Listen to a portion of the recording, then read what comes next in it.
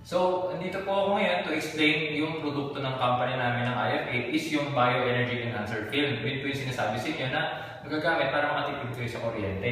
Ngayon, ito po yan para mabilis ang explanation. 100% po na binabayaran natin sa electrical bill natin, 50 to 85% po doon ay wasted lang. In short, kuryente po binabayaran nyo pero hindi nyo nagagamit. Ano po yung dahilan nun? Let's go back sa ganito. Meron gold, silver, and copper na wiring. Pag ang kuryente dumaan sa gold from point A to point B, mabilis lang siya makakapunta doon. Wala siyang gulo. At sa silver naman, pag point A to point B, meron siyang konting nawawala. May konting waste siya. Okay? Pero pagdating sa copper, which is normal sa mga bahay natin at appliances, from point A to point B, maraming nawawala. Okay? Ang ginagawa po ng film kasi natin, kung ito po yung copper wire, okay? Ito po yung film, nag-emit siya ng sarili niyang energy. Ano po yung ginagawa niya?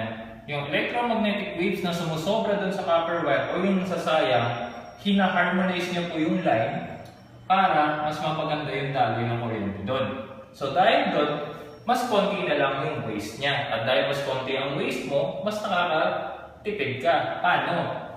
Ang calculations kasi natin is voltage multiplied by amperes equals wattage. Ang binabago po natin dito ng consumption, hindi po yung voltage. Kasi kung voltage ang binago natin, masisira ang gamit natin. Pero kung ampere kung babaguhin natin or ampere consumption, wala naman po. Kasi ang hinahabol natin may measure dyan is gaano siya kabilis makakapunta from point A to point B. Okay? So, paano siya gamitin? Kung ito po yung cable ng wire nyo, sensya na po kayo sa drawing, no? Ididikit nyo lang po yan dito.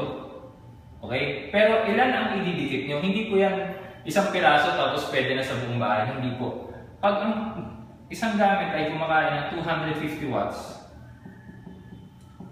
isang piece po ng film ang ginagamit nyo.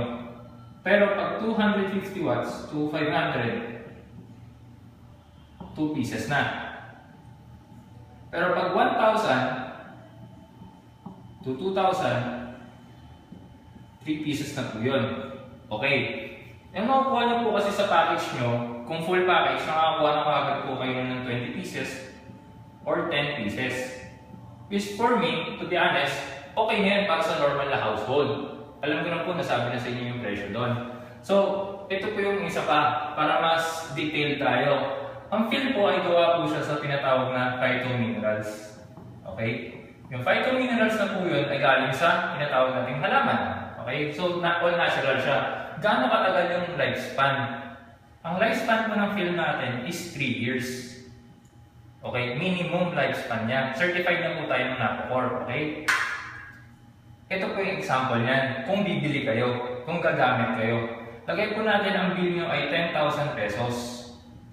Ang sinasabi po namin na masisave nyo is 10 to 40%. At least 10 to 40%. Pero we have cases na actually 60-70% na nasave nila. So yung 10,000 na yun, lagay natin nakasave na kayo ng 2,000 pesos.